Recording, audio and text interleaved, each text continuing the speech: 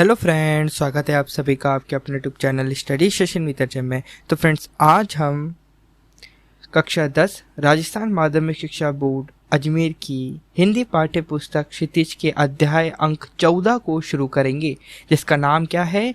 आखिरी चट्टान। नाम क्या है पाठ का? आखिरी चट्टान। इस पाठ के लेखक हैं मोहन राकेश जी, है ना। इस पाठ को किसने लिखा है? मोहन राकेश जी ने लिखा है। मुख्यतः इस पाठ में लेखक द्वारा की गई यात्रा का एक बहुत सुंदर चित्रांकन किया गया है। मुख्यतः इस पाठ में बताया क्या गया है? मुख्यतः इस पाठ में यह बताया गया है कि लेखक द्वारा एक यात्रा की गई थी, उसका बहुत ही सुंदर चित्रांकन किया गया है। ठीक है ना। बहुत ही अच्छा चित्रांकन किया गया है। मैं इतना क्यों बोल रहा हूँ वो आपको पढ़ने पर मालूम पड़ जाएगा। ठीक है ना। यह यात्रा लेखक द्वारा दिसंबर 1952 से फरवरी 1953 के बीच गोवा से कन्याकुमारी तक की गई थी। यह यात्रा लेखक द्वारा कब की गई? दिसंबर 1952 से फरवरी 1953 के बीच की गई थी। कहाँ से लेकर कहाँ तक की गई? गोवा पर थे लेखक मोहन राकेश जी, गोवा में थे और गोवा से लेकर कन्याकुमारी तक की गई थी। कहाँ से लेकर कहाँ तक की गई थी? गोवा से लेकर कन्याकुमारी तक की गई थी। ठीक है ना।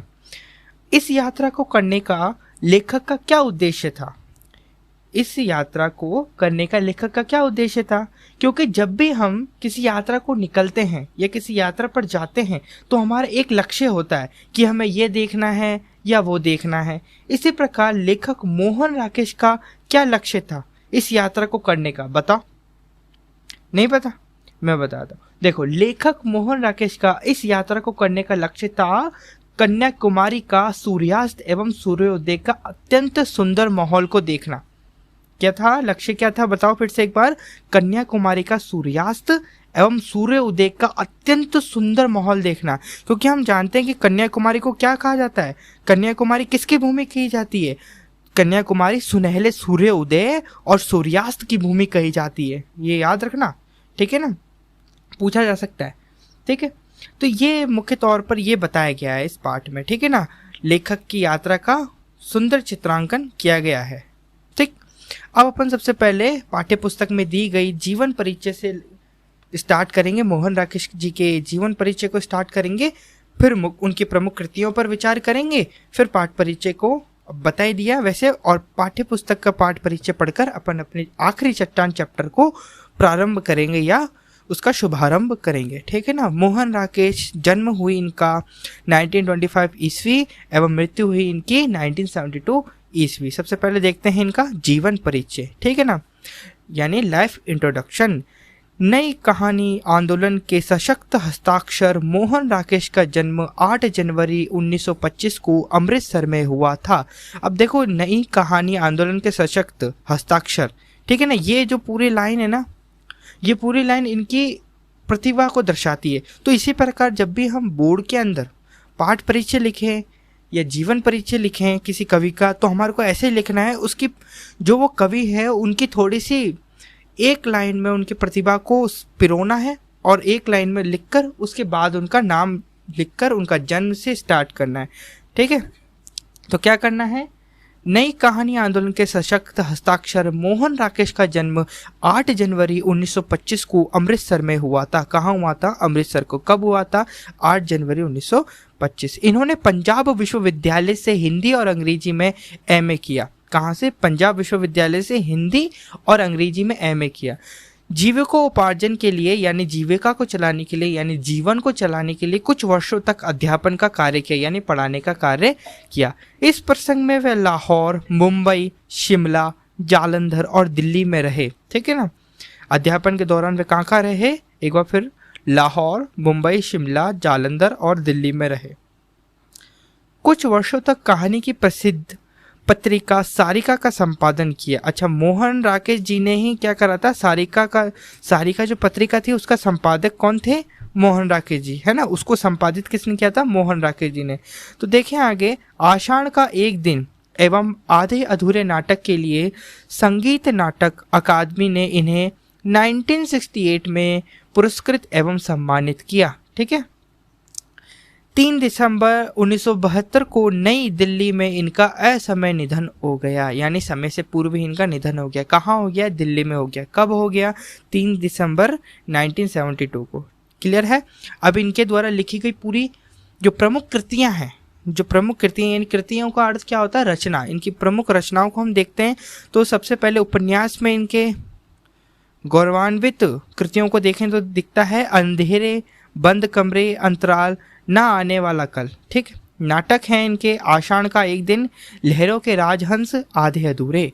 ठीक है। कहानी संग्रह हैं, यानी इन्होंने कहानी भी लिखी। कौन सी थी? क्वार्टर तथा अन्य कहानियाँ, वारिस तथा अन्य कहानियाँ। ठीक है। निबंध संग्रह है इनका परिवेश, भ्रमण वृत्तांत, यानी भ्रमण वृत्तांत यानी यात्रा, जो क्या कौन सी है? आखिरी चट्टान, जिसके विषय में अभी हम पढ़ने ही वाले हैं।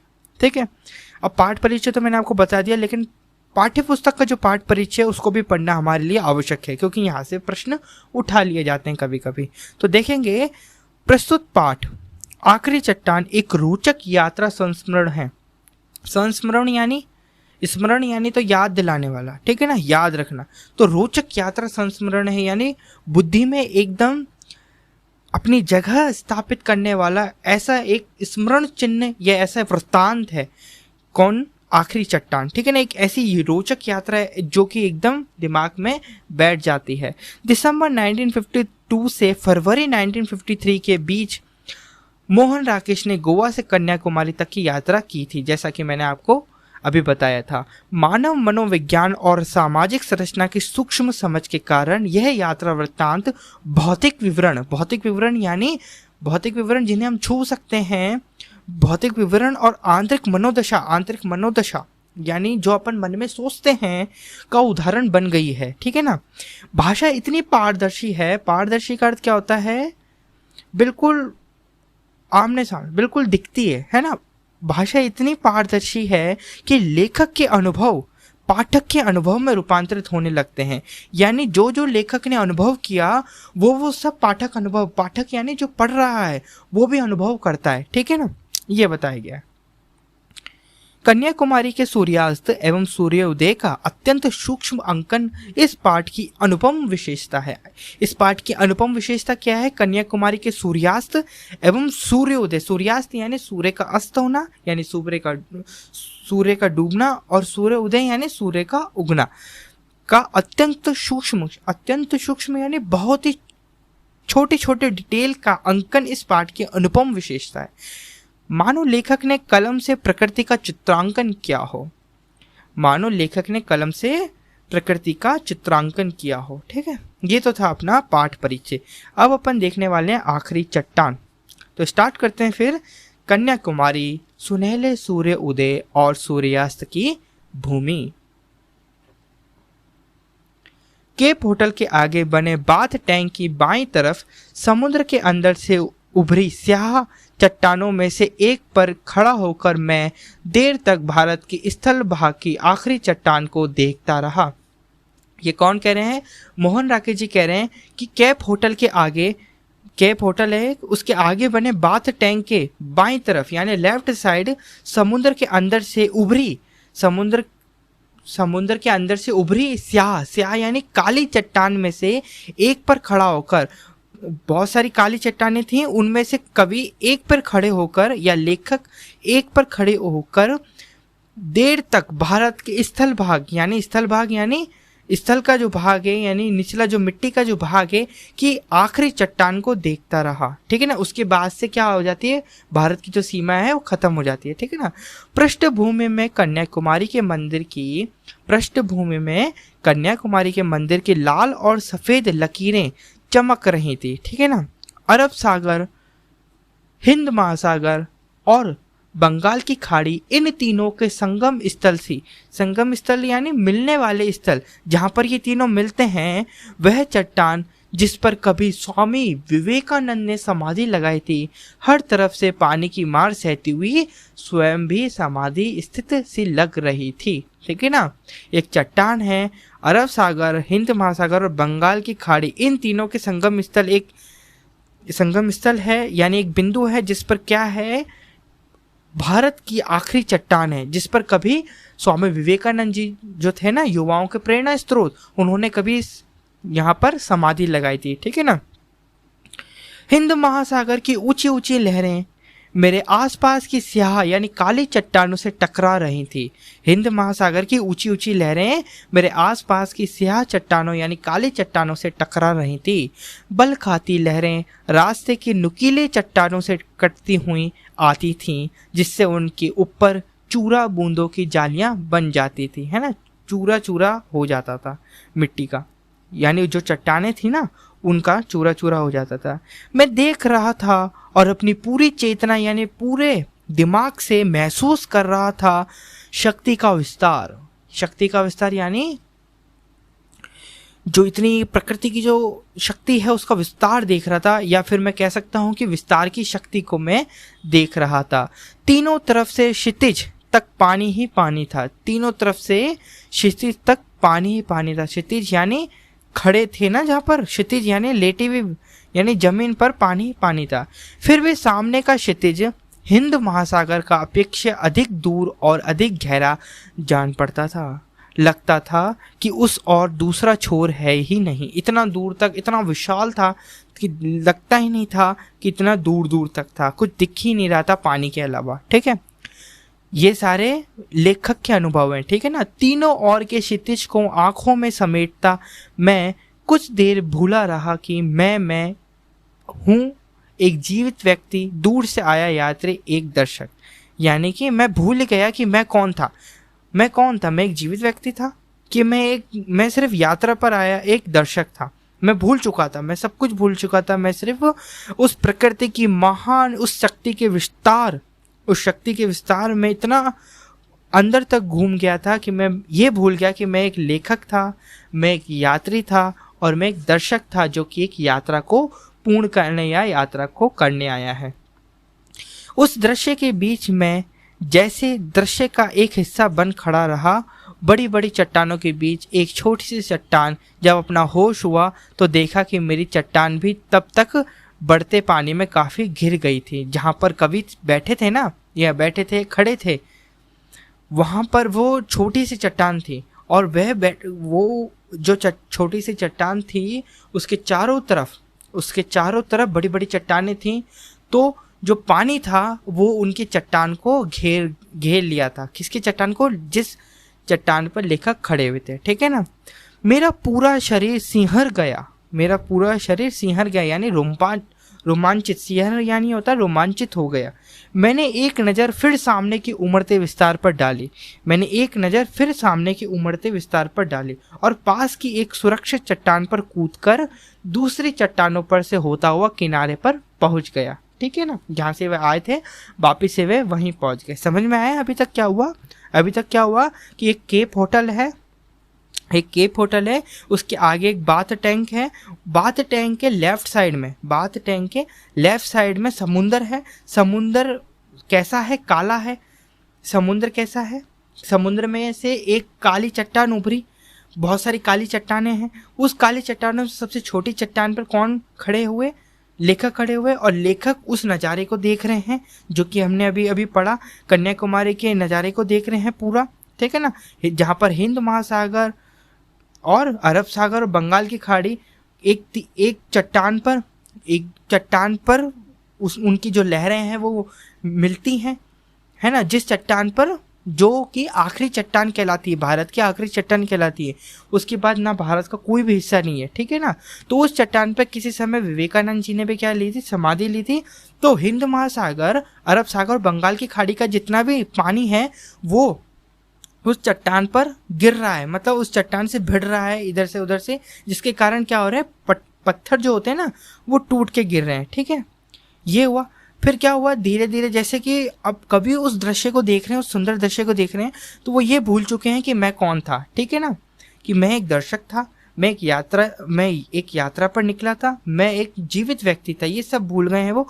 और उनकी पूरी चेतना किस में लग चुकी है? उनकी जो पूरी समझ है, उनका जो पूरा दिमाग है वो किस में लग चुका है? बताइए, फटाफट बताइए, कहाँ लग चुका है? उस सुंदर परिदृश्य को देखने में। ठीक है। फिर क्या हुआ? जैसे जैसे समय बढ़ता गया तो उनकी जो चट्टान थी जिस पे वो खड़े हुए थे वो पानी से घिरती गई। तो इससे बचने के लिए वह दूसरे चट्टान पे गया और इसी प्रकार वे वापस से कैप होटल में पहुंच गए। ठीक है ना, यहाँ तक समझ में आया। ये पूरा पैराग्राफ का एक बार मैंने आपको बता दिया। फिर आगे बढ़े, आगे लिख रखा है पश्चिमी क्षितिज में सूर्य धीरे धीरे नीचे जा रहा था। पश्चिमी क्षितिज में सूर्य कैसे जा रहा था? धीरे धीरे नीचे जा रहा था। मैं सूर्यास्त की दिशा में चलने लगा। मैं कहाँ चलने लगा? सूर्यास्त की दिशा में चलने लगा। यानी जो मोहन राकेश जी हैं वो सूर्यास्त की दिशा में चलने लगे। दूर पश्चिमी तट रेखा के एक मोड़ के पीली रेत का एक ऊंचा टीला नजर आ रहा था। सोचा उस टीले पर जाकर सूर्यास्त देखूं। क्या हुआ? दूर पश्चिमी तट रेखा के एक मोड़ के पीली रेत का एक ऊंचा टीला नजर आ रहा था। सोचा उस टीले पर जाकर सूर्यास्त देखूं। यानी मोहन राकेश जी ने क्या सोचा कि जो सूर्यास्त जो हो रहा था वह पश्चिमी जो क्षितिज था, यानी पश्चिम जो दिशा थी उसका जो क्षितिज था वहां पर जो सूर्य था वह धीरे धीरे नीचे सूर्यास्त हो रहा था। तो मोहन राकेश जी ने सोचा कि पश्चिम में उनको एक पीली रेत का एक ऊंचा टीला नजर आ रहा था कि उन्होंने सोचा कि इस ऊंचे टीले पर जाकर मैं क्या करूं, सूर्यास्त को देखूंगा तो एक अच्छा सा मुझे क्या दिखेगा, एक पिक्चर दिखेगी, एक अच्छा सा माहौल मुझे नजर आएगा। तो ऐसा उन्होंने सोचा। ठीक है, तो यात्रियों की कितनी ही टोलियां उस दिशा में जा रही थी। तो उन्होंने देखा कि मैं अकेला ही नहीं हूँ जो उस पीली रेत का टीले पर जा रहा है, जो उस पीली रेत के ऊंचे टीले पर जा रहा है, मैं अकेला नहीं हूँ, वहां पर बहुत सारे यात्री जा रहे थे। ठीक है ना। मेरे आगे कुछ मिशनरी युवतियां मोक्ष की समस्या पर विचार करती चल रही थी, है ना। मोहन राकेश जी के आगे कुछ युवतियां थीं जो कि कैसी थीं? मिशनरी युवतियां थीं जो मोक्ष यानी जन्म मरण से मुक्त की समस्या पर विचार करती चल रही थी। मैं उनके पीछे पीछे चलने लगा चुपके से मोक्ष का कुछ रहस्य पा लेने के लिए। वो उनके पीछे पीछे क्यों चलने लगे? क्योंकि वो भी समझ रहे थे कि मैं भी कुछ मोक्ष का रहस्य इनसे ले लूं। यूं उनकी बातों से कहीं रहस्यमय आकर्षण उनके युवा शरीरों में था और पीली रेत की पृष्ठभूमि उनके लबादों के हिलते हुए, लबादों यानी भारी पहनावे के हिलते हुए, यानी जो उन्होंने पहन रखा था ना, उनके हिलते हुए स्याह सफ़ेद यानी अभी मैंने बताया था काले या सफ़ेद रंग बहुत आकर्षक लग रहे थे। जो उन्होंने पहन रखा था वो तो काला था, जो उन युवतियों ने पहन रखा था वो जो ड्रेस थी वो तो काली थी, लेकिन उनका जो रंग था वो कैसा था? सफ़ेद था। तो काला और सफ़ेद का जो रंग था वो बहुत आकर्षक लग रहा था। किसको? कवि को। तो मोक्ष का रहस्य अभी बीच में ही था कि हम लोग टीले पर पहुंच गए। हम पीले रेत के टीले पर पहुंच गए। ठीक है ना। यह वह सैंड हिल थी जिसकी चर्चा मैं वहां पहुंचने के बाद से ही सुन रहा था, है ना। ये वही थी जहां पर से जो कवि थे उस सैंड हिल की चर्चा बहुत यहाँ पर पहुंचने से पहले ही बहुत बार सुन चुके थे। सैंड हिल पर बहुत से लोग थे। सैंड हिल यानी समझते हो ना, सैंड यानी क्या होती है? रेत, हिल यानी चट्टान या पहाड़ी। ठीक है, तो या टीला भी कह सकते हैं। सैंड हिल पर बहुत से लोग थे। 8-10 नवयुवतियाँ, 6-7 नवयुवक और 2-3 गांधी टोपियों वाले व्यक्ति। ठीक है, वह शायद सूर्यास्त देख रहे थे। कौन? वो सारे लोग सूर्यास्त देख रहे थे। गवर्नमेंट गेस्ट हाउस के बैर उन्हें सूर्यास्त के समय की कॉफ़ी पिला रहे थे। यानी जो वहाँ के सर्वेंट थे ना, गवर्नमेंट गेस्ट हाउस के जो सर्वेंट थे वो उन्हें क्या पिला रहे थे? कॉफ़ी पिला रहे थे। उन लोगों के वहाँ होने से सैंड हिल बहुत रंगीन हो उठी थी। ठीक है ना। कन्याकुमारी का सूर्यास्त देखने के लिए उन्होंने विशेष रुचि के साथ, उन सभी लोगों ने कन्याकुमारी का सूर्यास्त देखने के लिए विशेष रुचि के साथ सुंदर रंगों का रेशम पहना था। सुंदर रंगों का रेशम यानी रेशमी वस्त्र पहना था। हवा समुद्र की तरह उस रेशम में भी लहरें पैदा कर रही थी, है ना। हवा समुद्र की तरह, जैसे हवा चलती है ना तो समुद्र में लहरें उत्पन्न होती है, उसी प्रकार ये इन्होंने जो कपड़े पहन रखे थे, जो रेशम के वस्त्र पहन रखे थे, तो हवा चल रही थी तो इन वस्त्रों में भी वह लहरें उत्पन्न कर रही थी, है ना। मिशनरी युवतियां वहां आकर थकी सी एक तरफ बैठ गईं। उस पूरे कैनवास में एक तरफ छिटके हुए कुछ बिंदुओं की तरह, है ना, कुछ बिंदुओं की तरह वह बैठ गई। उनसे कुछ दूर का एक रंगहीन बिंदु, मैं यानी खुद कवि ज्यादा देर अपनी जगह स्थिर नहीं रह सका। सैंड हिल से सामने का पूरा विस्तार तो दिखाई दे रहा था, सैंड हिल से सामने का पूरा विस्तार तो दिखाई दे रहा था, पर अरब सागर की तरफ एक और ऊंचा टीला था जो उधर के विस्तार को ओट में लिए था, जो उधर के विस्तार को ओट में लिए था, यानी उसको आड़ में लिए था। ठीक है ना, मैंने बताया ना 3 एरिया थे, हिंद महासागर, अरब सागर और बंगाल की खाड़ी।